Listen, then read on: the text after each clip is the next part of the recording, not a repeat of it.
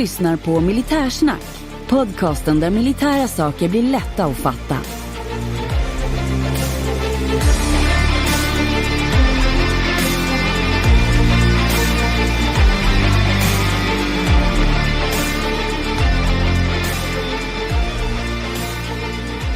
Jajamän, då har jag den stora glädjen att presentera ännu ett avsnitt av Militärsnack, och även denna gång så har jag dig som gäst, Kai. Välkommen! Tack så mycket, Henning. Vi har inte bara dig som gäst, vi har lite spännande gäster från vårt grannland i öster, från Ukraina. Vad är det för något vi ska få höra, Kai? Ja, vi ska prata lite grann om vad Ukraina faktiskt behöver på riktigt och inte det som alltid sägs i media. Och då har vi en kille som går under namnet Rostislav, och sen så har vi också den kände Kenneth Gregg som är i Ukraina, som har hjälpt oss att få den här intervjun. Absolut, och det som är intressant med Rostislav är att han jobbar i fronten i Bachmut med omgivande orter, så att han är ju mitt i hetluften. Jajamän. Apropå hetluft, ska vi köra igång direkt? Absolut, låt oss lyssna på vad de har att säga. Ja. Welcome, Rostislav. You are now on Militärsnack, the Swedish military talks podcast. You are very welcome. Hello, my name is Rostislav. I am serving in National Guard of Ukraine in Rapid Reaction Brigade, Rubig of the National Guard of Ukraine. You're welcome. Together with me, I have Kai Reme, who will be my advisor in this matter, since I am not as trained in military things as I should be. So I'm leaving the questioning to my friend Kai. Thank you very much, Henning. Okay, nice to meet you, Rostislav. And I really admire the Ukrainian people and their fight for their freedom. I myself, I'm born in Finland, and my family farm is on the wrong side of the border from Finland to Russia. So really understand the struggle of the Ukrainian people. As I understand it, the Ukrainian military has a lot of needs, and I hope that the European Union and United States of America will do their best to fulfill those needs. So this podcast, it's meant to actually highlight at the front, what do you really need? Because there's a lot of people who are called, let's say, armchair warriors, or in Swedish it's called MÖP, a military overinterested person. So we would like to hear from you what you need in the front in order to actually defeat the Russian troops and regain your territory. So if you can start to elaborate on that one. First of all, I would like to tell you that Sweden is one of the key partners in Europe for our country. We are very grateful for your support. It's very important for us in our hard times. And in our days, more important for us, it's artillery, ammunition for artillery, UAVs, and means of electronic warfare. It's most important things because it's improve every day. Interesting point. I have read that Ukraine is very successful with using drones in their warfare, but it has also been shown that Russia are starting to use drones quite a lot, and they might have more drones than Ukraine at the moment. Do you feel that Russia is supported by China in combating Ukrainian troops? Yes, I think it is. But they also have more vehicles, more weapons, more infantry. But we are stronger, and we will win. It's our land, and we have no choice. Of course, I'm sure that Ukraine will win in the end. And as I have seen the kill ratios or wounded ratios between Ukraine and Russia, it's actually that for every Ukrainian soldier that is wounded or killed, you kill 8 to 10 Russians, which is quite good because the Russian population is only 4 times more than Ukrainians. So that means in the end you will prevail. But we hope that you will not sacrifice a couple of generation of people. We hope that the war will end earlier. So in that sense, if you could prioritize, you said, for example, vehicles. What kind of vehicles do you need to win the war? I think it's less important than artillery and UAVs because, for example, in our war in our times, for example, main battle tanks, it's not important because it's destroyed by UAVs very easy for us. For us, more important is it's artillery ammunition, UAVs, and electronic warfare means. It's excellent points, Rostislav. As I understand, with artillery ammunition, you're talking about the NATO standard ammunition. Is that correct, or is it also 152 millimeter Russian ammunition? No, it's NATO caliber. NATO caliber. Yes. Very good. Thank you for that.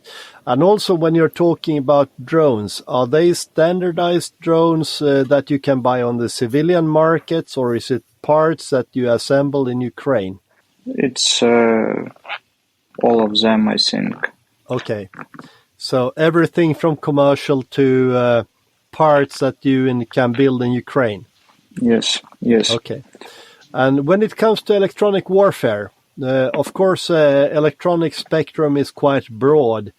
What kind of electronic warfare do you need? Do you need to interfere GPS, GLONASS, or do you need to interfere with Wi-Fi frequencies or VHF, HF?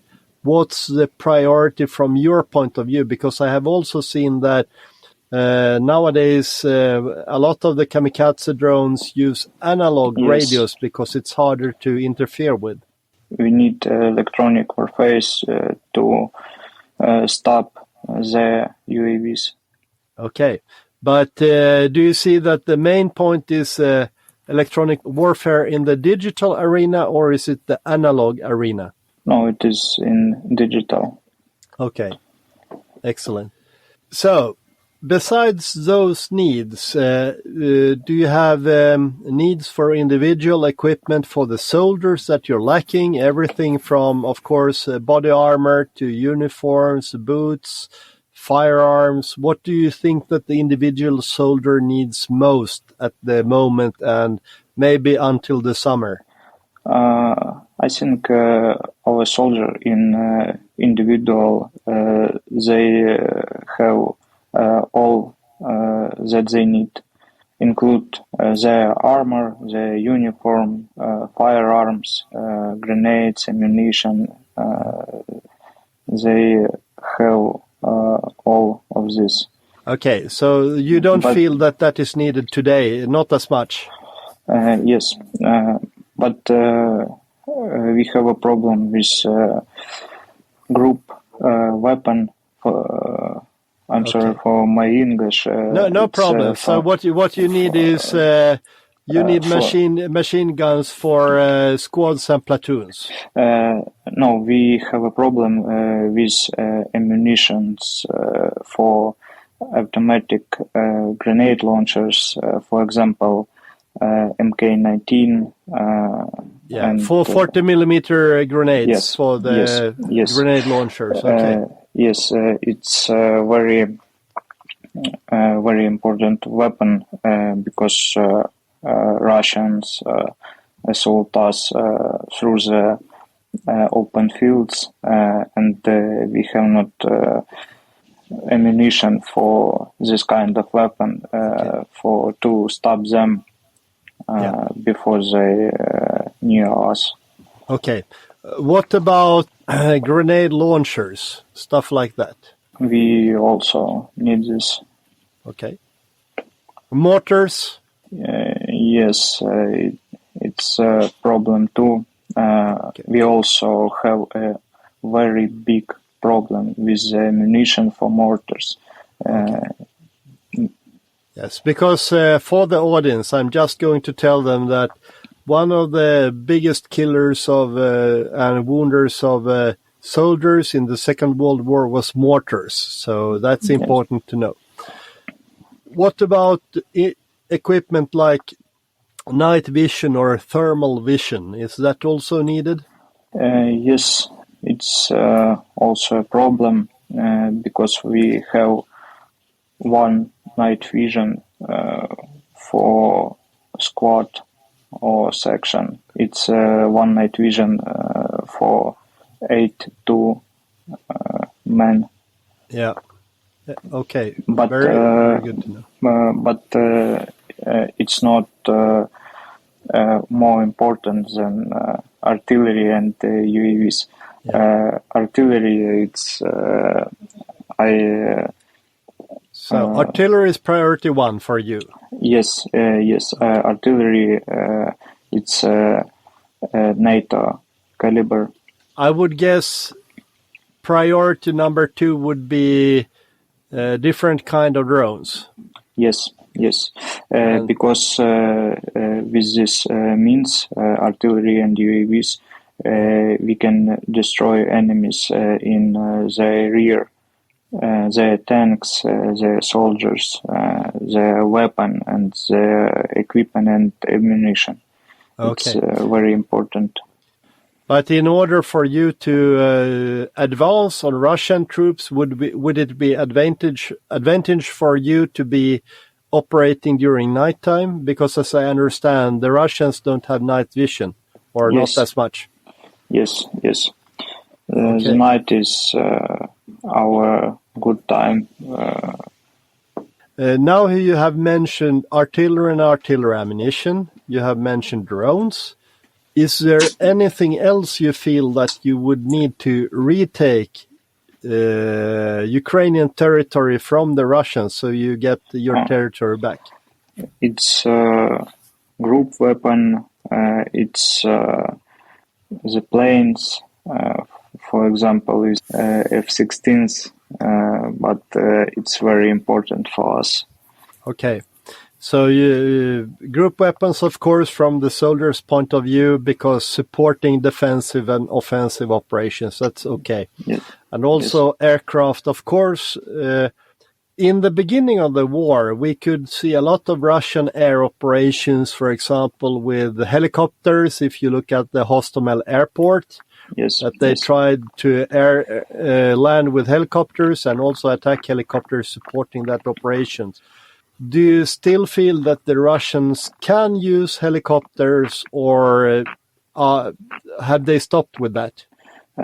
No, they stopped with this. Now we have NATO weapons. You have air defenses to combat the helicopters, so they don't bother you anymore. Yes. If you look at the offensive capabilities of the Ukrainian armed forces, should you be able to hit any targets on Russian territory too with Western weapons? Do you want that kind of limitation lifted? No, I think it's not useful. We only want to come back our territory, our land. Okay. And, I understand that. But we have seen, for example, that Ukraine has been targeting Russian military installations in proper Russia territory. And from my part as a military man, I think that's a sound practice. And as I understand, part of the weapons have been limited to only be used on, let's say, Ukraine territory, including Crimea. Yes. Do you feel that the Ukrainians should be able to hit targets also in Russia? Only military targets. Of course, only military yes. and economy that supports the military operation. Yes. Okay, so that's a good. So, in your point of view, there should be no limits to Ukraine to use any weapons as long as they're hitting military targets or targets that is supporting the Russian effort in Ukraine. Yes, I think so. Okay, excellent. So I don't have more questions regarding the military point of view. And if we go now to the more political point of view, you as a frontline military man, do you see that there is more need for the politicians in Europe and the United States to support Ukraine more than they do today? Yes, I think so, and I think they can assist us more than they keep now. Would you like to have NATO or European troops in Ukraine to support you, maybe in logistics and other support, maybe not frontline if that's sensitive for some countries, but still supporting you in Ukraine? Yes. That was a very short answer. If you could get NATO troops to support you, what would you like for them to do mainly for you? We don't need the soldiers here, for example, but I think we would grateful for their help in our logistics, maybe. Okay, logistics, technical support. Yes. Intelligence support, I guess. Targeting. Yes. Okay. It's very important for us. Wouldn't it be possible for us to assist you with medical parts and personnel? Yes, I think so. Okay. It's always the frontline soldiers. They're always fighting in the front. But if you talk about the rear support and logistics, would it be helpful from your point of view that maybe if the logistics and the rear support is done by European or NATO soldiers instead of Ukrainian, then we would free personnel for your frontline efforts? Yes. Okay, so you would prefer that if that would be possible? I think so. Okay, excellent. I think that I have at least asked the questions I would like to ask. So I will ask Henning if you have any complementary questions or... I would like to ask Kenneth what you see that are the greatest problem from your point of view. From our point of view is the Polish border. Somehow, I really don't understand. We have big problems to get in the supports, what is coming especially from Sweden, especially that some of the border guards on the Polish side don't follow the orders, what they have got. They have got orders to be helpful for the volunteers who's coming with humanitarian help for the front lines, was coming with drones, coming with cars. Our last time, we were stopped 4 times. And half of our convoy, the Nordic convoy, which we had made, came through. The other half came through 1 day later. So that is the big problem. Also, the big problem is on the Polish service stations when they see our cars with the Ukrainian flag, with rather good equipments which we are taking in. They don't even let us fill up the petrols on the stations. They call us idiots. Go away. You don't have nothing to do here. This was not in the beginning, but this has now, the last 5 months, been a big problem. So actually, cars going from Sweden, it's better to take reserve petrol, gas, with, and only then fill up on the Ukrainian side. This is an attitude. I don't know why the Polish border guard are doing like this. Could it be that there has been some pressure on these strategic points, like petrol stations, from Russian people that has been threatening them? What we have seen is that the pro-Russian propaganda, especially in Poland and in the Baltic and in Finland, has been increased and increased really much. Then on the Ukrainian side, everybody is talking about, Ukraine is making so bureaucratic with the electronic codes and so on. It's not bureaucratic. It's actually, I support it because we know that these things coming in is registered and will not end up on the black market. It will go exactly to those units, front units, who we are putting it for. So I support that one from the Ukrainian side. It doesn't make it more difficult, but you need to do it the right way. Okay, excellent. I would like to ask you, Kenneth, in that case, do you feel that the Polish problems, are they real political problems with the current government, or is it other parties that are trying to interfere? I think it's other parties trying to interfere, and especially the Russian, so we call it, the Russians has everywhere their own so-called spies or agents, in Poland, in Sweden, in Norway, in Finland, but especially in Poland they have a bigger activity. And actually, what my personal opinion, I don't have proof for it, but I think part of this protests which are on the border actually are paid by Russians. So the Polish government should do something about that. Yes, they really should. But actually, the local governments in Poland, they should do more.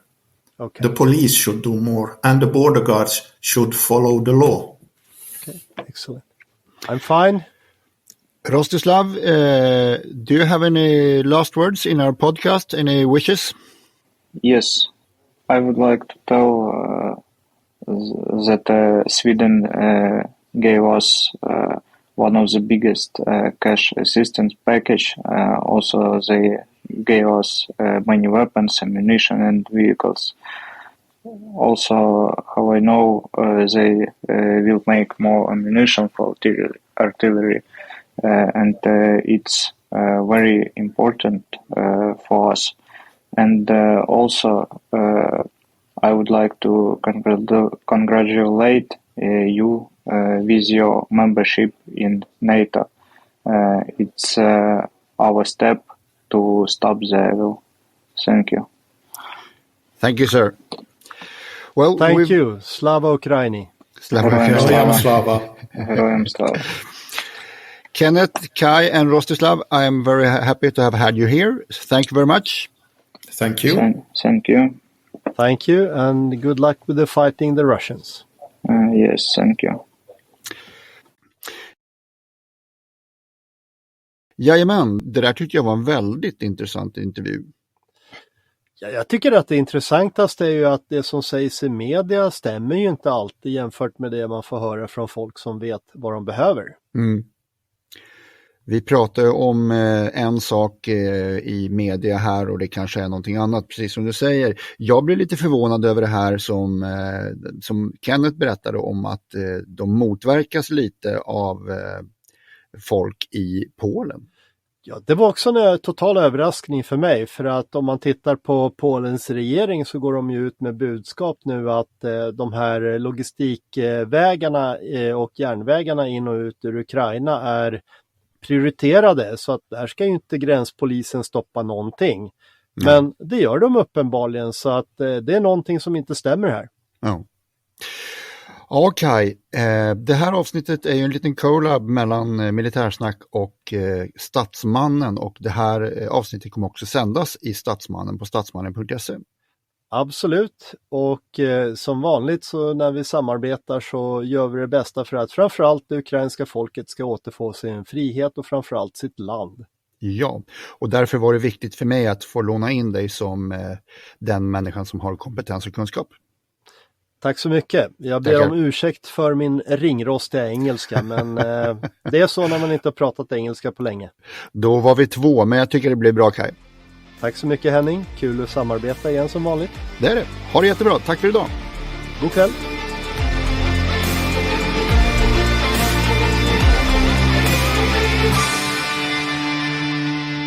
Glöm inte att gilla, dela och gärna prata om vår podd med de vänner du tror skulle gilla den. Tack!